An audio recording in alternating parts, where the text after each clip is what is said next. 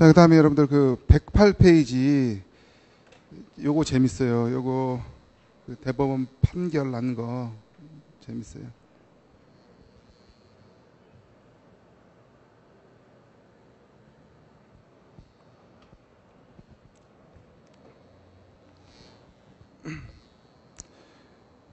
보시면 이게 어떤 상황이냐면 여러분들 여기 보세요. 여기 보시면 이제 소프트웨어를 수입한 거예요. 소프트웨어를 수입했는데 원래 여러분 소프트웨어는 과세 대상이에요? 원래 과세 대상은 아니잖아요. 그렇죠? 무채물이기 때문에. 그렇죠? 근데 다만 이제 소프트웨어가 그 유채물에 체화되어 있을 때, 구현되어 있을 때는 이제 과세 대상인 거죠. 이게 그 내용은 나중에 여러분들 특허권 등 권리 사용료 로열티 부분에서 다시 한번 말씀드리도록 하고요. 여하튼 요건 이제 그 소프트웨어 수입했기 때문에 과세가 됐어요. 일단 여기까지 여기는 그렇게 알아두시고요.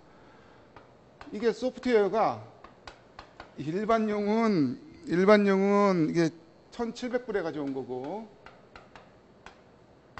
이게 그 교육용은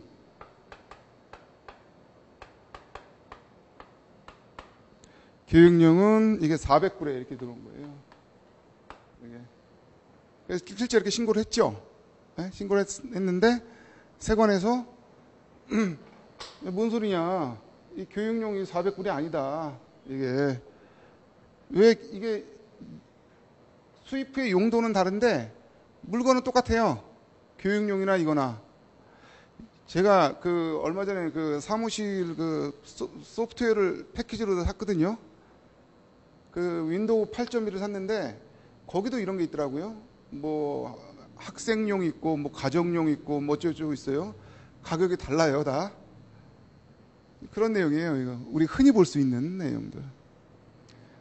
그러니까 지금 세관 측에서는 아니다. 이게 400불이 아니고 이게 1,700불이다. 이게 똑같은 물건을 결국은 수입 후에 용도를 제한해서 싸진 거 아니냐. 따라서 이거는 거래 가격을 일방법으로 인정할 수가 없다라는 얘기예요. 그 다음에 이방법. 그럼 뭐 어디로 가요? 아까 저건 이 중에서 뭐예요? 수입 후에 처분 사용의 제한이 있는 경우잖아요. 그죠? 원래 여러분들 그 수출 판매라는 건 뭡니까? 판매라는 건 대금 지급하고 소유권이 나한테 오는 거잖아요. 소유권이 나한테 왔으면 내 맘대로 팔아야지. 판매 제한이 있으면 그 물건의 가격은 정당하지 못하다 이렇게 보는 거잖아요. 그죠? 그래서 요게 있기 때문에 결국은 요 일방법 적용 못하고 이방법 적용했다라는 이방법 어디 갔어? 이방법 적용했다. 이방법은 쉽지. 똑같은 거 들어오잖아 여기. 그죠? 동종동지예요. 그죠? 1,700만 원, 1,700불 한다 이거죠. 그래서 납세자가 이거 아니다. 1,700불이 아니고 내가 신고한 원래 400불이 맞다라고 해서 소송이 붙어가지고 그 대법원까지 간 사례다는 얘기예요. 된 사례. 근데 참 판결이 좀 멋있게 났어요. 멋있게 났고 여러분들도 공부를 많이 하셔서 이런 판결 한번 이끌어내시면 좋을 거예요. 대법원까지는 우리가 갈 수는 없어도 이게 판결된 내용을 보면요. 이렇게 쭉 뭐 나중에 한번 읽어 보시면요. 기본적으로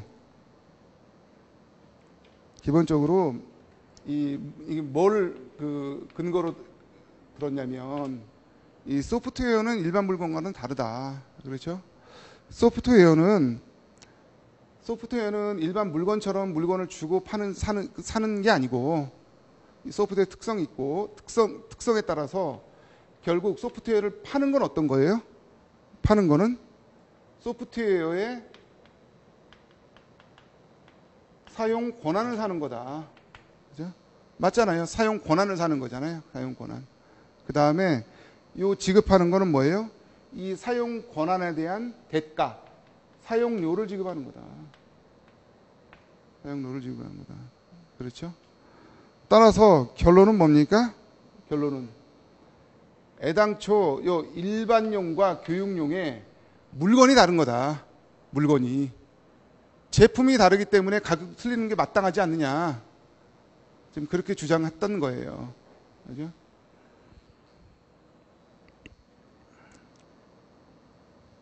지금 무슨 얘기냐면 이거는 이 소프트웨어라는 거는 기본적으로 사용 권한을 주는 거다. 사용 권한을. 그러면 이게 애당초 만들 때 일반용과 교육용으로 나눠져 있고, 실제로 소프트웨어 이 표지를 봐도 교육용이라고 여러분들 그 표시가 되어 있고, 그 다음에 재판매가 금지되어 있고 법적으로, 그 다음에 이러한 부분은 우리나라 라이센스에 의해서 보호되고 있고, 따라서 이런 점을 고려해 보면 그 똑같이 일반용으로 들어왔다가 나중에 수입 후의 용도를 교육용으로 제한함으로써 가격이 떨어진 게 아니라 아예 들어올 때부터 별개의 물건이다라는 얘기예요. 별개의 물건이다. 왜? 사용 권한이 다르기 때문에. 따라서 사용 권한이 다른 별개의 물건이기 때문에 결국 이 권한을 따는 사용료도 상이할 수밖에 없지 않느냐. 이게 정상이지 않느냐. 따라서 교육용으로 들어온 거는 결국 400불을 신고한 게 맞다라고 판결을 난 거예요. 이게 무슨 말씀인지 이해 가시죠? 그죠? 그 내용들이에요. 쭉 내용들. 멋있죠, 판결이. 그렇죠? 지금 나와 있는 게 110페이지 상단에 있는 내용까지 이 내용입니다. 이 내용.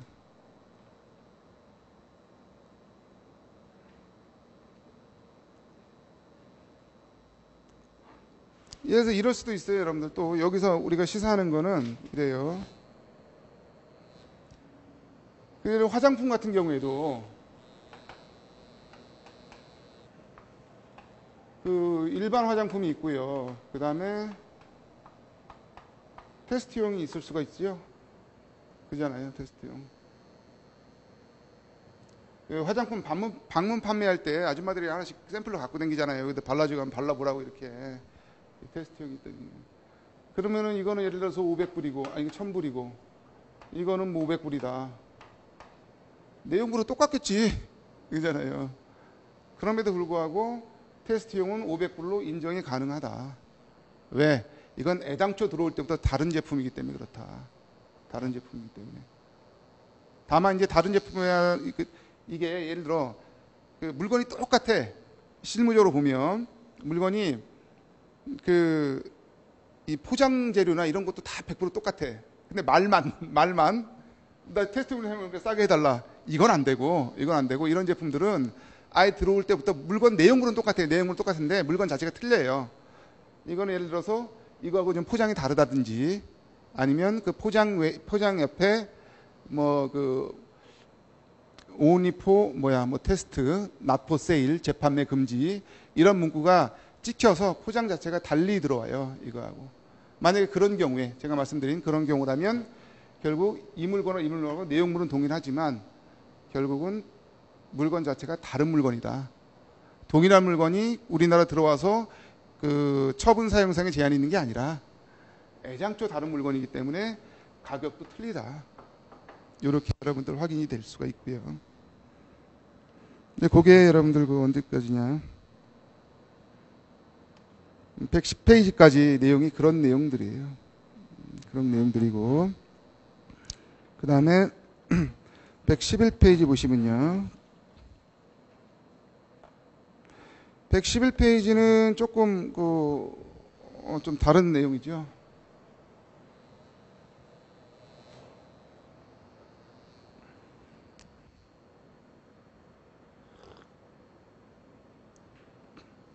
일본이 있고요.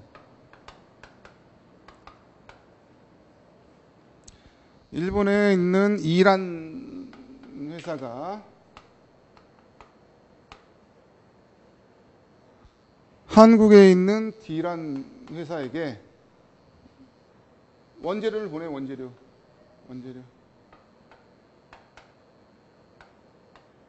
원재료를 보내고, 이 D라는 사람은 가공을 해요.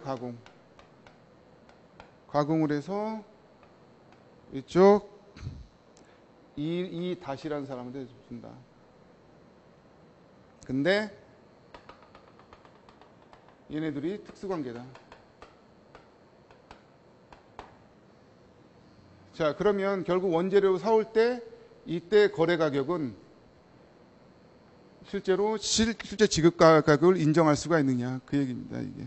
그러니까 계약서에 E하고 D의 계약서에 D는 E로부터 원재료를 받아서 가공을 해서 E에게만 넘길 수가 있어요. E에게만 판매할 수 있어요. E에게만. 그죠? 그래서 이런 경우에는 일평가 방법이 적용이 될 수가 있는가 그 얘기예요. 이거 상식적으로 적용이 되겠어요? 안 되겠어요? 안 되지. 전형적인 뭡니까 여러분들? 이게 수입 후 처분 사용의 제한이 있는 거예요. 처분 사용의 제한. 그죠? 소유권이 넘어왔으면 내 마음대로 팔 수가 있어야 되는데 꼭 얘한테만 팔아야 된다. 그래서 여기 쟁점 사항은 뭐라고 나왔습니까? 박스 안에 처분청은 수출자의 자회사에게 이 다시죠. 이 사람에게 판매하는 처분은 사용사용의 제한이 있다. 청구인은 뭐라고 합니까? 약사법은 제조업 허가로서 결국 이 D만 가공이 가능하다. 약사법상에 뭐 그런 내용인 것 같아요. 그런데 이건 말이 안 되지. 얘가 가공을 하면 꼭 왜 얘한테만 팔아야 돼? 가공하고 뭐 A, B 뭐 이런 사람들이 지급할 수 있는 거잖아요. 근데 가공한 다음에 얘한테만 팔아야 되니까 당연히 이거는 처분 사용상의 제한이다. 따라서 안 된다. 그 다음에 112페이지. 112페이지는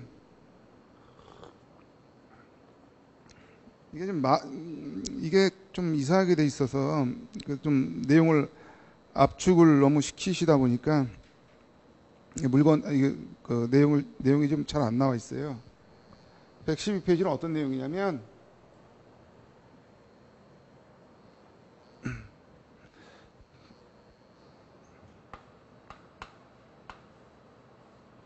이 수출국 있고 수입국이 있어요. 수입국이 있는데 여기서 그 수출의 수입국으로 디젤 엔진을 판매해요. 디젤 엔진을 판매해요. 근데 여러분들 디젤 엔진을 판매를 하면 이게 또 고장 나잖아. 고장 나면 또 고쳐도 줘야 되고 그러잖아요. 따라서 뭐 어떤 게 필요해요? AS 용품이 필요하잖아요. 그래서 디젤 엔진도 판매를 하고 그 다음에 여기서도 AS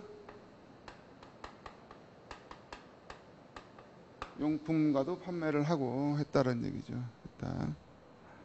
근데 이제 여기까지는 문제가 없는데 판매를 할 때 얘네들이 요거를 싸게 해줬어. 요거를 할인해 줬단 얘기야. 예를 들어 원래 AS 용품이 1,000원짜리인데 요걸 800원으로 싸게 해준 거예요. 이걸 싸게 해준 거야. 그러니까 세관에서 이거 싸게 주면 안 되지. 니들 혹시 이거 아니냐? 수입 후 처분 사용 제한이 있어서 어떤 제한? 처분 사용 제한 어떤 거? AS용 있잖아. AS용. 그러니까 수입 후에 AS용으로만 꼭 사용해야 된다는 제한이 있기 때문에 물건 깎아준 거 아니냐 이렇게 나온 거예요. 따라서 이거를 인정할 수가 없고 이걸로 과세 가격을 해라라는 얘기예요. 그러다가 이게 이제 그 대법원까지 간 사례예요. 사례. 그런데 이제 대법원의 이제 그 사실 판결을 보면 첫 번째는 그러니까 당연히 이 대법원에서는 요게 아니라 요 할인된 가격, 요게 이제 과세 가격으로 인정을 한 거예요. 요거 한 거고. 요 인정된 근거가 뭐냐면 첫 번째로는 이 AS 용품을 수입할 때 거래 조건이 아니다. 거래 조건이 아니다. 그렇죠? 예. 이게 무슨 얘기냐면 이 AS 용품을 수입할 때 디젤 엔진과 이 거래가 연동되지 않는다. 자, 예를 들어서 보시면 여러분들 이럴 수도 있죠. 디젤 엔진을 수입했어요. 그러면 여기에 대한 AS 용품은 반드시 얘 걸만 써야 된다. 또는 디젤 엔진 100개를 수입하면 AS 용품은 10개는 반드시 강제적으로 수입을 해야 된다. 이런 조건이 있을 수가 있잖아요. 좀 있으면 나와요, 이게. 이걸 뭐라고 해요, 여러분들? 우리 흔히 얘기할 때 끼워 팔기라고 해요. 끼워 팔기. 옛날에 뭐 신문에 났었잖아요. 대학 갈 때 운동선수들 그 잘하는 사람 보내고 잘 못하는 사람 이게 끼워서 이제 보내고 막 그랬다고 나오잖아요, 신문에.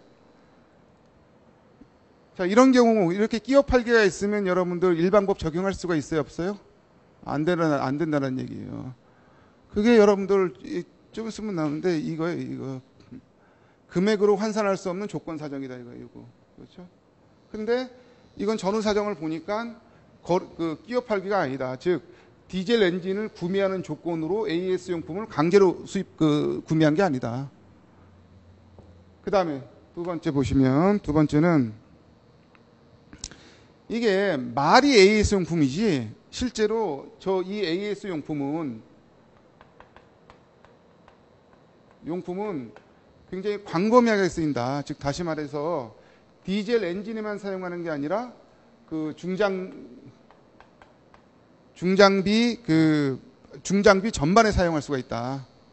따라서 이게 거래 조건도 아니고 AS 용품을 수입해서 반드시 이 디젤 엔진의 수리에만 사용되는 게 아니라 기타 중장비에도 중장비의 수리에도 광범위하게 사용할 수가 있다. 따라서 이 말이 AS 용품이지 이게 수입 후 용도를 제한하는 요소가 없다. 무슨 말씀인지 아시죠? 그러니까 이 AS 용품의 수입 후에 처분 사용에 관한 제한도 없다라는 얘기예요. 저기에 처분 사용에 관한 제한. 그리고 세 번째는 아까도 말씀드렸듯이 할인을 하긴 했는데 그 할인율을 여기 나오죠. 판결 요제 처음에 수입물품의 가격이 애프터 서비스용 가격표 이 테이블에 의해서 일괄적으로 정해져 있고 차별 없이 모든 구매자에게 적용되었다. 따라서 이런 점을 봤을 때 결국 이 AS 용품이 수입 후에 처분 전매에 따른 사용 제한을 가지고 있다라고 볼 수가 없기 때문에 요거는 할인된 가격 즉 800원으로 인정을 해주겠다라는 얘기예요. 그죠? 근데 이거만 봐서는 그 얘기를 모르겠어. 그죠? 너무 짧게 돼 있어서. 자, 그 다음에 뭐 어려운 얘기는 아니고요, 여러분들. 113페이지 보시고 지금 이제 우리가 하는 거는 뭐냐면요, 여기서 금액으로 계산할 수 없는 조건 또는 사정의 영향 이거죠, 이거. 금액으로 계산할 수 없는 조건 사정. 요게 뭐냐, 요게. 그죠? 나머지는 우리가 다 봤어요. 여기는 다 봤고. 요게.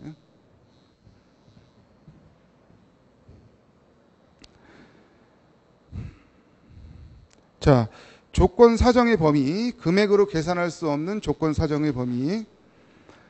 자, 113페이지 보시면 조건 사정의 범위. 첫 번째는 뭐가 있어요? 구매자가 판매자로부터 특정 물건의 다른 물건을 구매하는 조건으로 당해 물건의 가격이 결정되는 거고. 이거 바로 지금 예를 들어드린 거잖아요. 그죠? 이거 끼워 팔기. 그죠? 아주 인기 물품을 주고 이건 없어서 못 팔아. 이거 살려면 줄 서야 돼. 근데 내가 당신한테 이걸 주는 대신에 내가 좀 인기 없는 물건 재고도 있는데 이것 좀 같이 가져가. 이런 얘기예요. 두 번째, 구매자가 판매하는 다른 물건에 따라 물건의 가격이 결정되는 경우.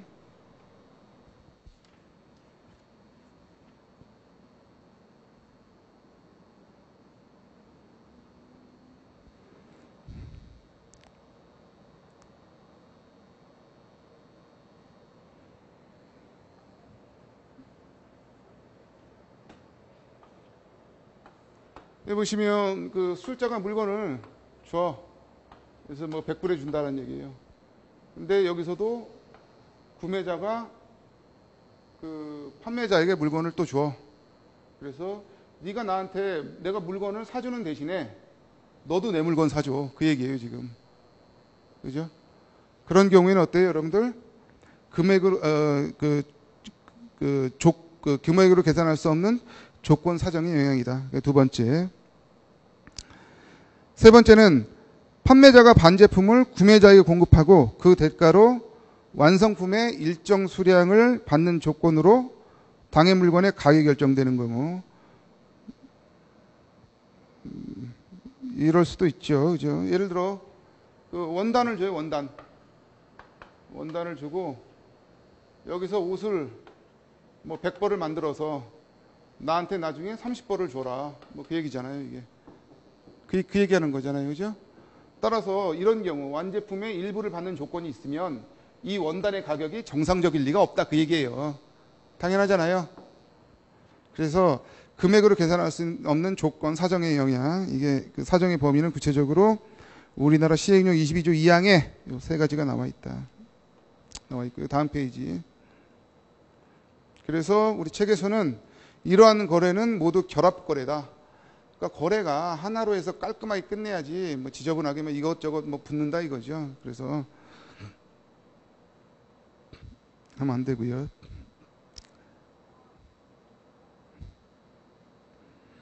그래서 지금 그 관세법을 통틀어 보면 그 아주 그 무식하게 얘기를 하면 관세 관련해서는 이 거래는 건당 거래가 맞는 것 같아요. 건당 거래, 건당. 그러니까 전 거래나 다음 거래가 당해 거래에 영향을 미치면 안 돼요. 그래서 이 건별 거래다, 건별 거래. 예를 들어서 실무적으로 많이 하는 건데 한번 수입이 됐어. 수입이 되면 이게 불량이 났어요. 불량. 그럼 수출자가 미안할 거잖아요. 그죠? 그러니까 이게 원래 100불인데 미안해. 그래서 다음번에 깎아줄게. 요거 때문에. 그죠? 두 번째 거는 저번에 불량해서 미안하니까 요거를 50불로 줬어. 일단 과세 가격은 뭐예요? 이거예요. 이거. 그죠? 이거는 왜 50불이 된 거야? 이전 거래가 미안하니까 일로 옮겨간 거잖아요. 그죠? 우리 관세는 뭐예요? 건별 거래다. 건별 거래. 따라서 이전 거래가 이 당해 거래하고는 다른 거래가 이 당해 거래에 영향을 미치면 안 되게 돼 있어요. 기본적으로. 그죠? 이런 경우에 어떻게 돼 있어요? 불량이 났다라고 하면 FM대로 원칙대로 하려면 불량 난 거를 반송을 해야지. 그죠? 반송을 하고 이때 납부했던 관세를 유약환급으로 되돌려 받고. 그죠? 그다음에 이 물건은 정상적으로 다시 그 100불로 해서 수입을 하는 게 맞다. 그래서 건바이건이다. 건바이건. 자, 그러면 114페이지 3번을 보시면요. 자, 그런데 이런 금액으로 계산할 수 없는 조건 사정이 뭐냐? 조건 사정의 범위가 도대체 뭐냐? 그 얘기거든요. 조건 사정의 범위. 따라서 이 조건 사정의 범위는 너무 확대하지 말라. 너무 확대하지 말고 결국은 3번 보시면요. 3번에 그 세 번째 줄 보시면 관세 평가 목적상의 조건 및 사정은 구매자, 판매자 간의 활동 내지 의무사항으로 국한해라. 그 얘기예요, 이게.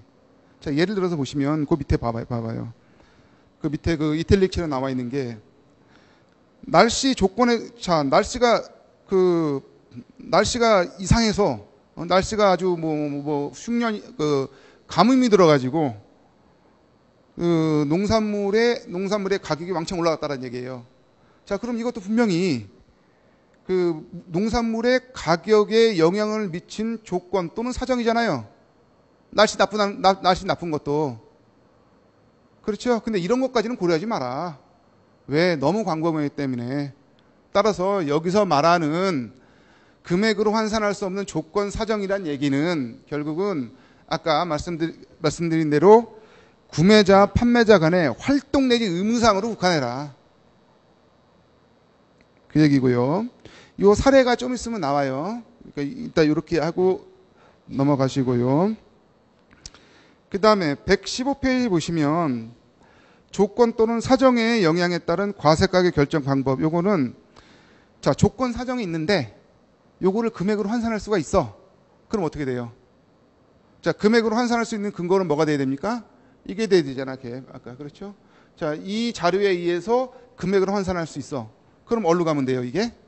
요 가산 요소로 가면 돼. 그죠? 가산 요소로 가서 실제로 지급하였거나 지급해야 될 금액에 가산을 해서 결국 트랜잭션 밸류가 나오는 거죠. 따라서 이게 나오면 일반법을 적용할 수가 있잖아요. 그 얘기하는 거예요, 지금. 4번. 4번, 115페이지 4번. 다음 페이지 보시고요.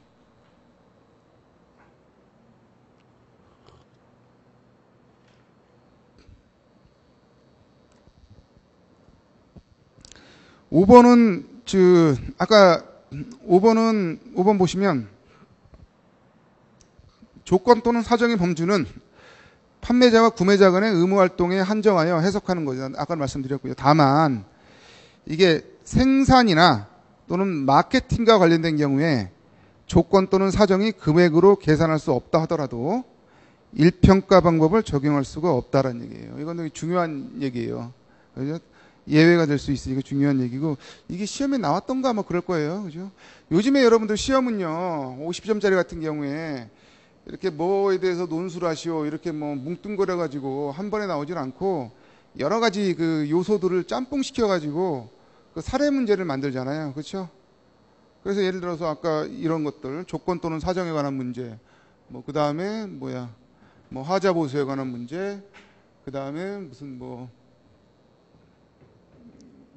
공제 가격에 관한 문제, 뭐 이런 문제를 사례를 내놓고 문제를 풀려고 하는데, 그 사례를 알기 위해서는 각각 이런 단편적인 지식들을 조합을 해서 결론을 내야 되는 그런 문제들이 많이 나와요.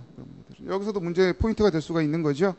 즉 일반적인 그 조건 사정의 범주 안에는 판매자와 구매자 간의 그 생산 마케팅과 관련된 것인 경우에 포함이 안 된다. 포함이 안 된다. 예를 들어서 한번 볼게요. 생산 활동에 대해서 예로 이제 들어드린 거는 이제 도면인데,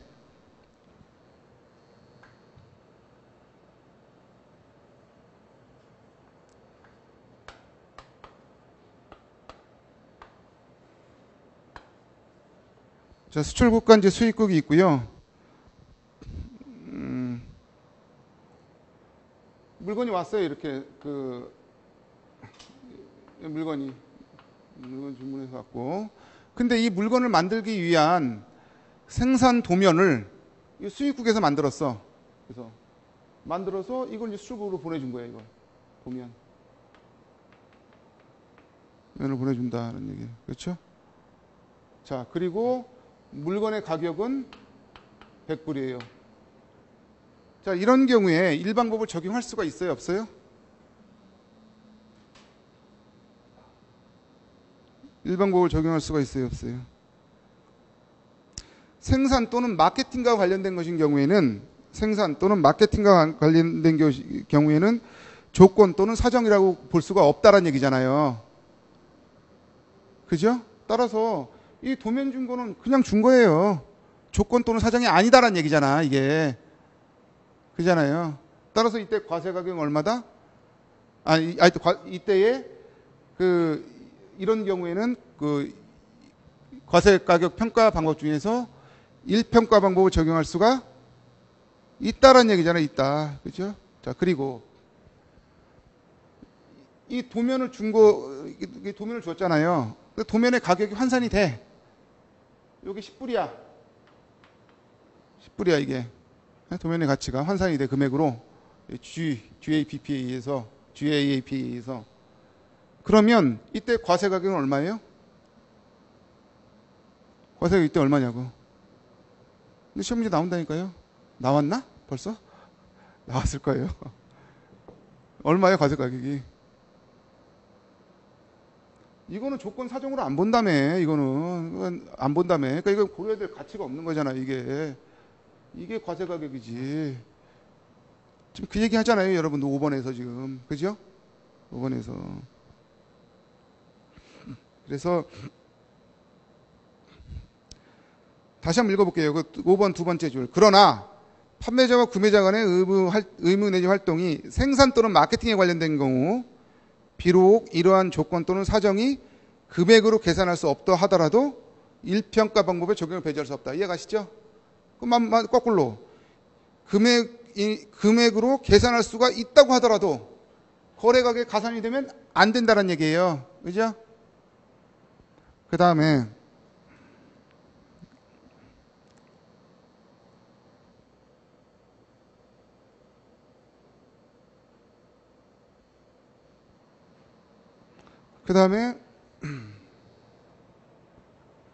이제 광고비가 나오는데, 광고비도 나중에 제가 정리를 한번 해드릴 텐데, 일단 여기 마케팅 비용과 관련해서 나왔기 때문에 말씀을 드릴게요. 수출국이 있고 수입국이 있는데 물건을 이렇게 해요. 그 다음에 이게 수출자, 수입자인데, 수입자 I가 그 물건을 샀죠. 그 다음에 물건을 팔기 위한 활동을 국내에서 해요. 자기가 수입했으니까 물건 많이 팔아야지 남을 거잖아. 자, 이런 경우에는 여러분들 아이가 수행하는 수입국 내에서 아이가 수행하고 그 대가를 지급하는 광고 활동은 과세가격에 포함이 안 되지요. 안 되죠, 당연히.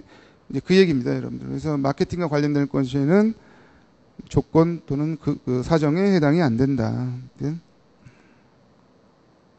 자, 그런데 여러분들 얘네들이 계약서를 보니까, 예? 얘네들이 계약서를 봐요. 계약서 이제 매매 계약서를 보니까 뭐라고 되어 있냐면, 이 물건에 대한 조건으로 이 매매 계약에 대한 조건 중에 하나가 아이가 판매할 때 아이가 판매하는 국내에서 팔잖아요. 이런 판매 대금에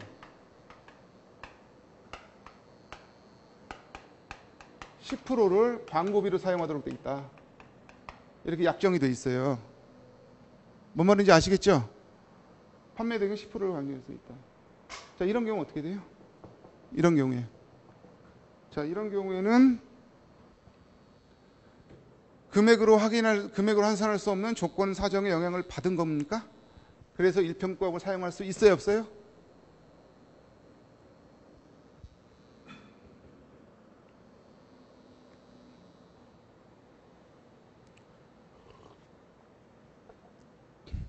이런 경우에는 여러분들 아까도 마찬가지로 여기 나와 있던 거와 마찬가지로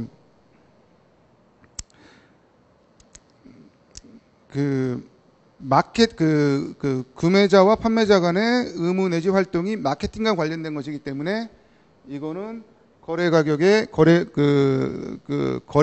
영향을 미치는 요소가 아니다라는 얘기예요. 이런 식 나와 있는 걸로.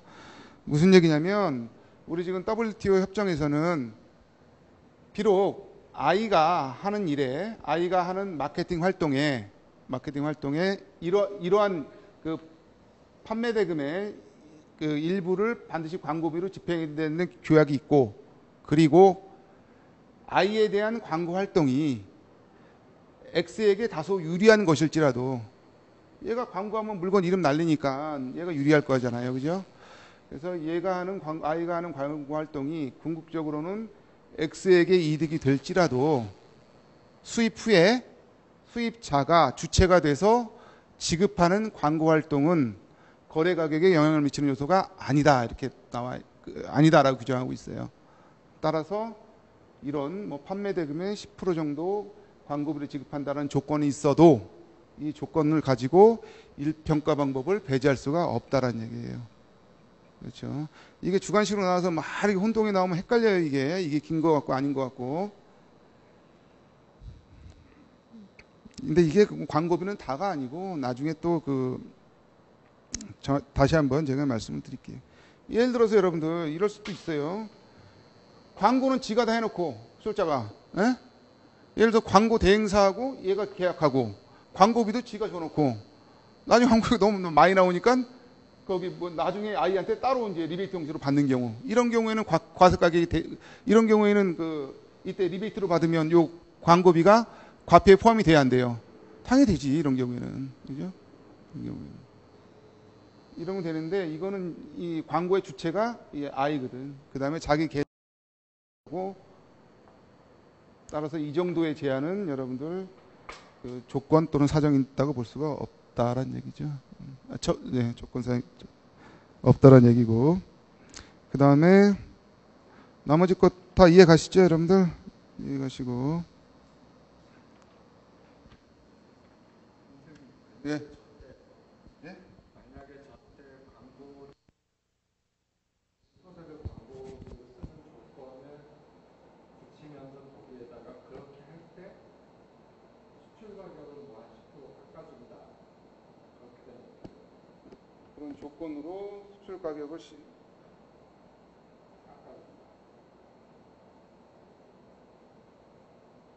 깎아주면 할인되는 가격이 과세 가격으로 인정이 돼요.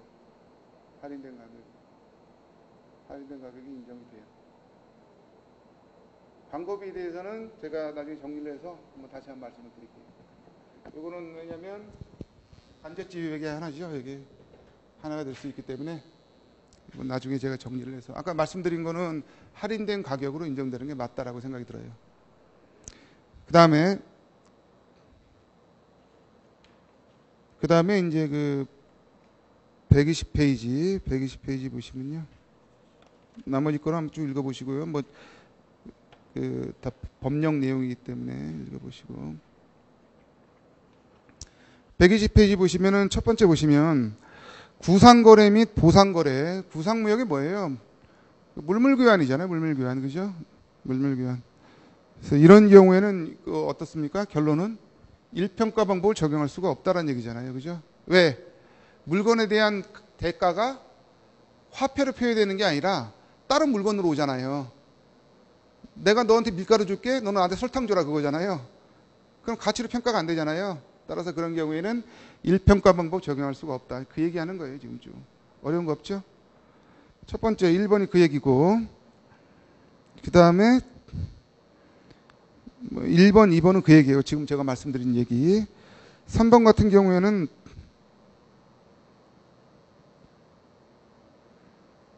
3번 같은 경우에 이건 뭐 말을 어렵게 해놨는데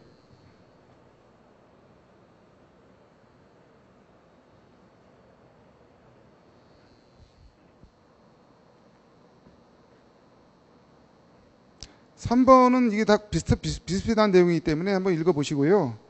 그 다음에 4번 한번 볼게요. 4번. 다 비슷비슷한 내용이에요. 4번 한번 보시면 I국의 수입자 X는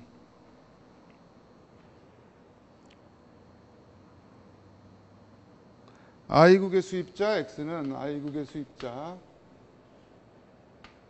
X는 5,005만 화폐 단위의 가격으로 기계 2입을 수입했다. 그래서 기계가 2대, 이게 5만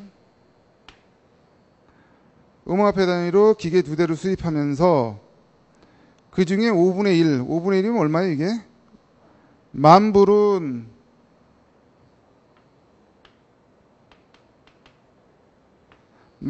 화폐로 지급을 하고 그 다음에 나머지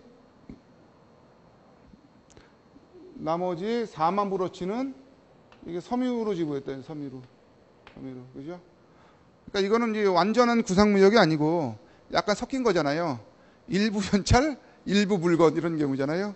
자, 이런 경우도 역시 어떻습니까?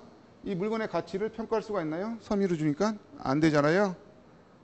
물건의 실제로 대가가 5만 불인데 이건 선언적인 내용이고 그냥 인보이스에 나와 있는 내용이고 실제로 이 기계 2대의 가치는 10,000불 플러스 섬유잖아. 근데 이건 돈이 아니잖아요. 섬유는 가치 환산이 안 되잖아요. 따라서 이건 거래 가격이 없다라는 얘기예요. 이런 경우도. 그죠? 네, 그래서 4번 그런 내용이고요. 그 다음에 그 5번이나 6번도 거의 비슷한 내용이에요. 비슷한 내용이니까 한번 읽어보시고요. 비슷한 내용은 계속 설명드릴 필요 없을 것 같고요. 그 다음에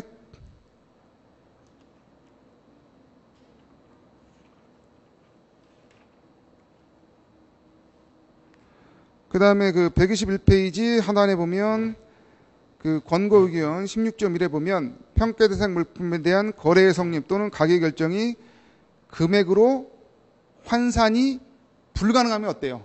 불가능하면. 네? 여기 보시면 불가능하면 이거 사용 못하고 이거 사용한다는 얘기잖아. 그죠? 그 얘기예요. 그 다음에 만약에 금액으로 환산이 가능하면 여기 가산요소에 더해서 트랜잭션 밸류를 구할 수 있기 때문에 이거 사용할 수 있다. 그죠? 어려운 거 없죠? 그 얘기예요. 여기 16.1 그 얘기. 다음 페이지 122페이지 보시면 수출 보조금에 대한 얘기. 수출 보조금 이것도 여러분들 이게 단순히 뭐 사례로 나오는 게 아니라 이런 부분들이 조각조각 모여서 시험 문제를 구성해요. 그래서 잘 들어보세요, 여러분들.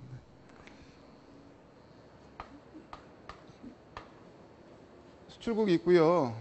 그 다음에 수입국이 있어요.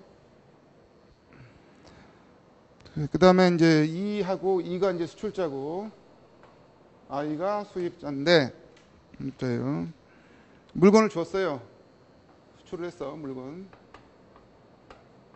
물건을 주고 I가 대금 지급을 했죠. 대금 지급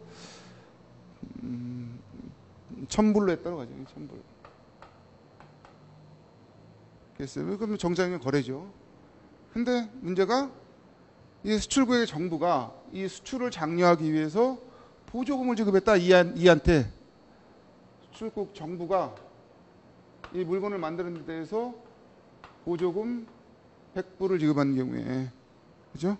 이런 경우는 어떻게 되느냐, 과세 가격이. 그 얘기예요, 이게. 어려운 내용은 아니고요.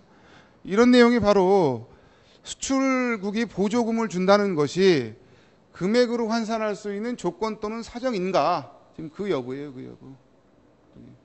만약 조건 또는 사정 여부면 이거 적용 못한다라는 얘기잖아요. 우리가 하고 싶은 게. 그죠? 여러분들 저게 돼요, 안 돼요? 조건 또는 사정에 포함이 돼요? 아까 배웠어요, 여러분들 이거. 배웠어. 방금 말씀드린 거야. 조건 또는 사정이라 말은 뭐예요? 구매자와 판매자 간에, 구매자하고 판매자 간의 의무 또는 그 활동에 관해서 국한시켜서 협의로 해석해야 된다. 제가 이렇게 말씀드렸잖아요. 제가 말씀드린 게 여기 책에 써 있죠. 저게. 따라서 여러분들이 보세요. 정부가 수출자 E에게 보조금을 준 것은 수출자와 수입자 사이에 활동 또는 의무사항이에요. 그 범위 안에 있어요. 그 범위를 벗어난 거지 이게. 그죠? 따라서 정부에서 받은 보조금은 그 금액으로 환산할 수 없는 조건 또는 사정의 범주에 포함되지 않는다라는 얘기입니다. 않는다. 그 얘기하는 거예요. 지금 여기서 길게 뭐 써놨는데요. 길게.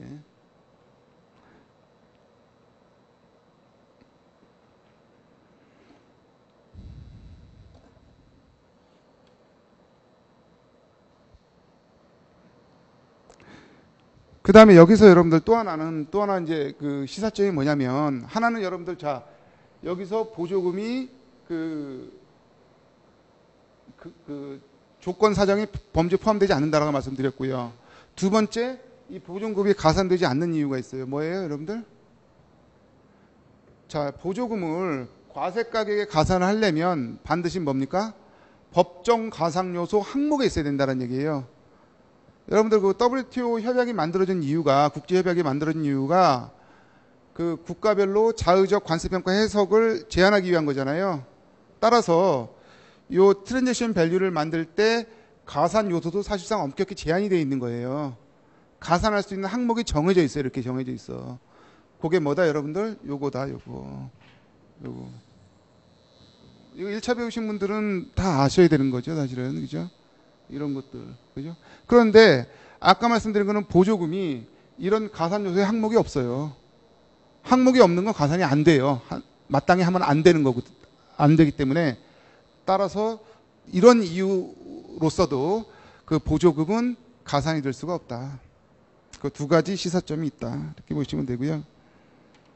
그 다음에 113페이지 일괄평가 문제를 한번 보도록 할게요.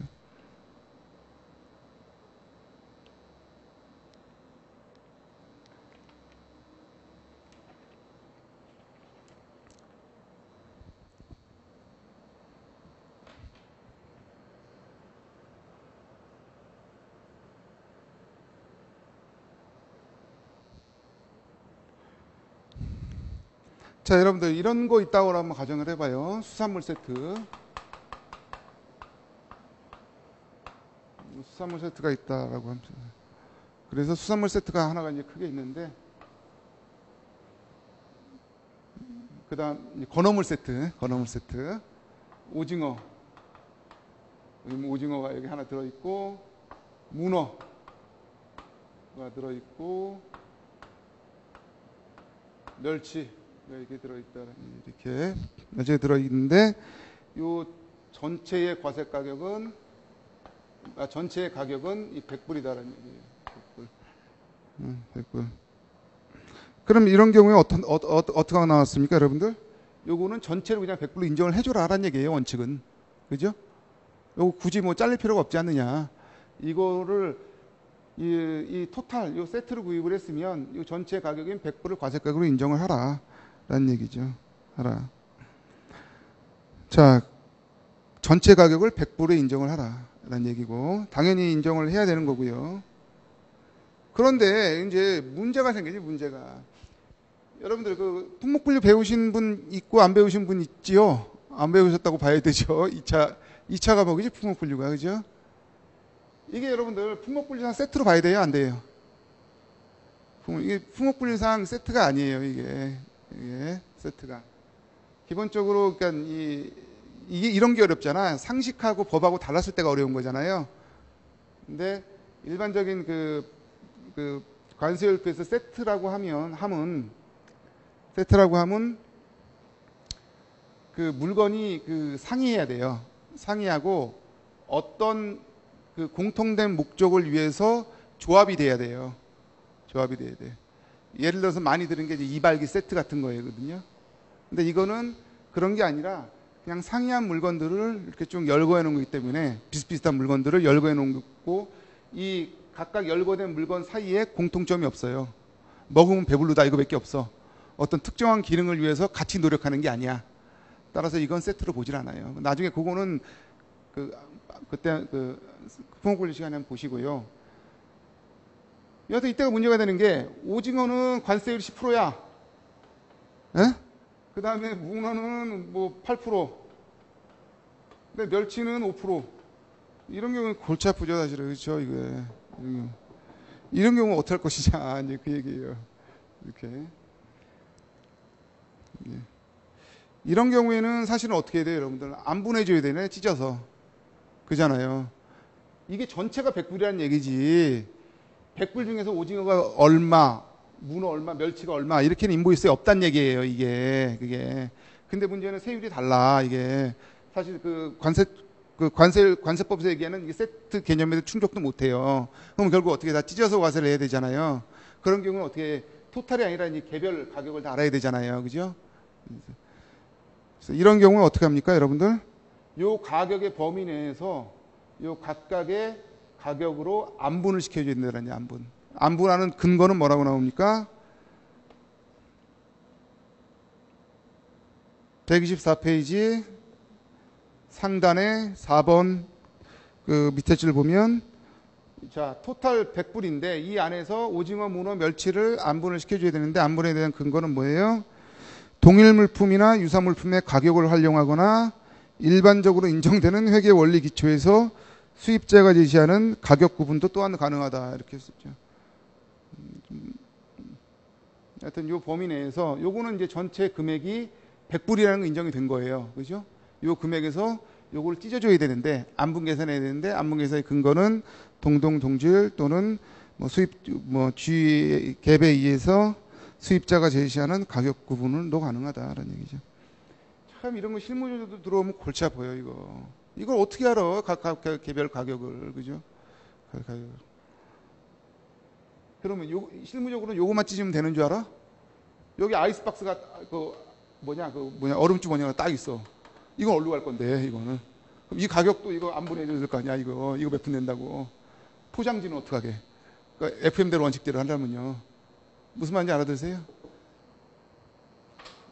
골치 아파요. 이런 경우 있어요, 있긴 했는데 골치 아파요. 그 다음에 나번 보시면 품질이 서로 다른 물건이 판매되어 총 단일가로 거래되나 국내에서 사용될 목적으로 일부만 수입 신고가 된 경우.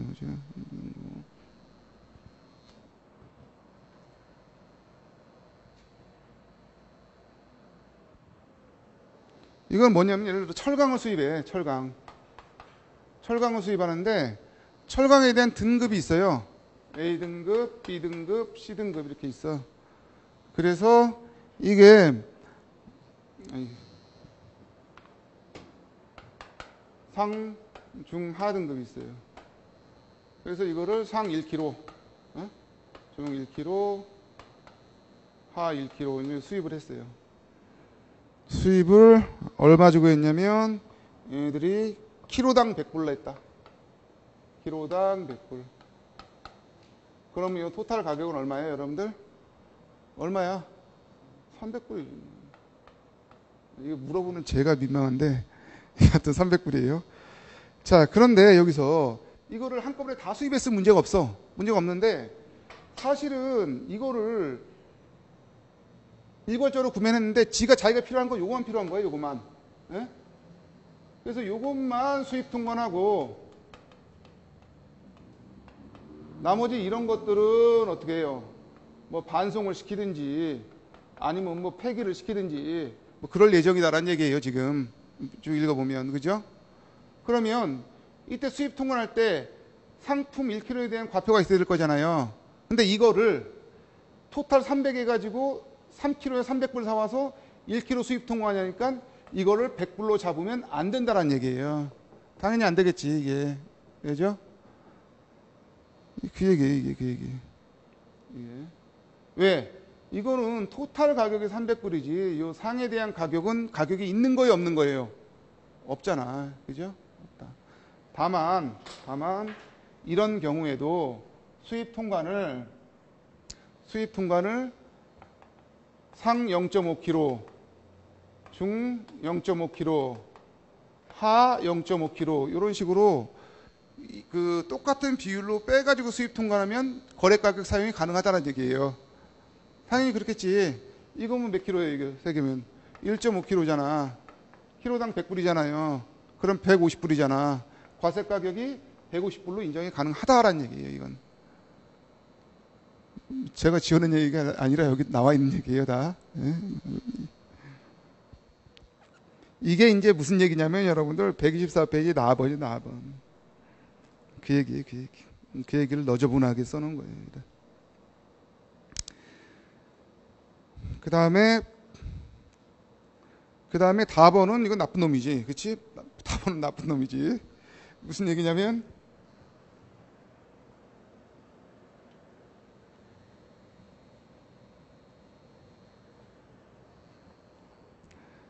4번은 A하고 B하고 있는데 이걸 두 개 세트로 해가지고 100불에 사왔어요. 100불에 사왔는데 이게 HS보다 다르네. 또 HS보다 다르니까 세율도 다르네. 그래서 이게 15%래 세율이. 그 다음에 이게 6%래요. 그러니까 토탈 100불에 사와서 실제 자기는 모르는 거야. 이게 100불 중에 A가 얼마나 차지하고 B가 얼마나 차지하는지. 그래서 이거를 지가 임의로 근거 없이 응? 이게 15%가 이게 세율이 높으니까 가격이 좀 덜 배분돼야 되잖아요. 요거 35불, 65불 이렇게 분배해가지고 신고를 해버리는 거예요. 아무 근거 없이. 이건 뭐 당연히 이치적으로도 안 맞고 그냥 나쁜 놈인 거지 그냥. 그죠? 예. 이렇게 하면 안 된다라는 얘기. 이렇게 안 된다. 이런 경우가 가끔씩 있긴 해요. 이런 경우. 기계를 들어오는데 기계가 큰 기계 같은 경우에 큰 기계, 우리 라인이라고 그러잖아요. 엄청 큰 기계, 라인 설비가 한꺼번에 들어와요. 많이 들어와. 그럼 사실은 여러분들 나중에 그 품목관리 배우시면 알겠지만 요 라인은 여러 가지 기계가 구성되는 거잖아요. 그죠? 여러 가지 기계가 구성되는데 이런 기계 자체를 물론 뭐 그런 경우도 있겠지만 그 16부에 보면 기능 단위 기계라고 있어요. 펑셔널 유닛이라고 있는데 만약에 그 기능 단위 기계에 해당이 되면 요 전체를 하나의 기계를 봐서 과세를 하면 돼요. 근데 라인 같은 경우에는 펑셔널 유닛이 되기가 좀 어려워요. 실무적으로. 왜냐면 이게 나중에 배우시면 아니 조건이 안 맞아요. 그러면 결국은 요걸 다 따로따로 이렇게 과세를 하는 경우가 있어요. 기계 단위별로. 토탈은 라인이지만. 근데 계약은 이게 한 라인 해가지고 한꺼번에 한단 말이야, 이게. 예컨대 뭐 100만 불 뭐 이렇게 나온단 말이야. 근데 이게 면세 대상 물건이야, 이게 면세. 그렇죠? 여기다가 99만 불 때려놓고 가격을. 그런 경우도 있어요. 이러면 안 되죠, 이거. 자, 그 다음에 보시면 또.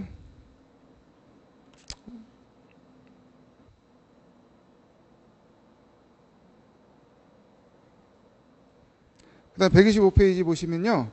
125페이지 보시면 또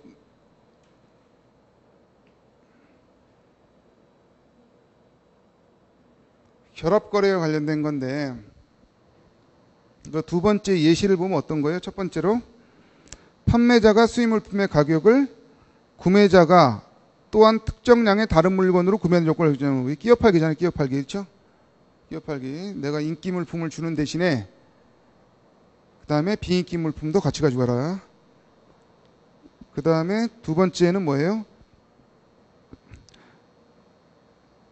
수입 물품의 가격이 수입 물품 구매자가 수입 물품 판매자에게 판매하는 다른 물건의 가격에 따라 결정되는 거고, 내가 너한테 물건 사줬으니까 너도 나한테 물건 사줘, 이런 얘기예요 지금.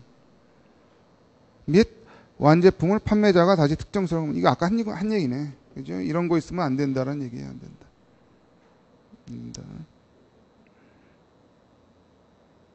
다만 여기서 또 하나 보는 거 4번 한번 4번만 일단 보고 넘어가도록 할게요. 여러분들 4번.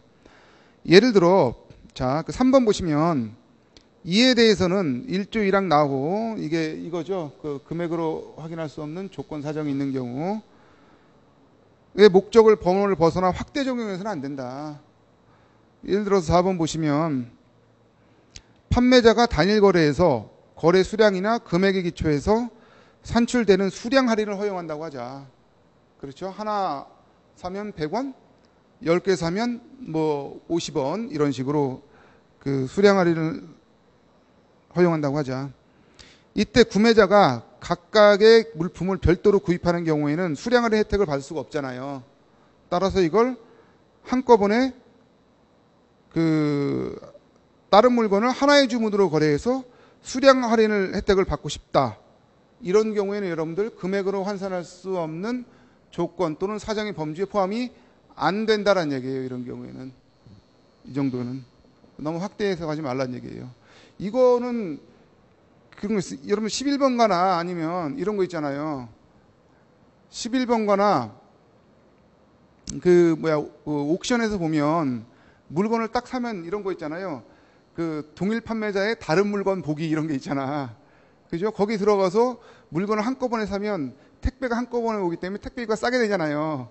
그럼 이제 그 사람들 거 보고 이제 뭐 필요한 걸 이렇게 사잖아요. 그런 거는 여러분들, 그런 거는 그 금액으로 환산할 수 없는 조건 또는 사정에 포함이 안 된다. 그런 얘기예요. 이제 여기까지 할게요. 여기까지 하고 나머지는 뭐 별로 중요한 게 아니니까 다 한번 읽어보시고요. 요거 하도록. 128페이지. 128페이지.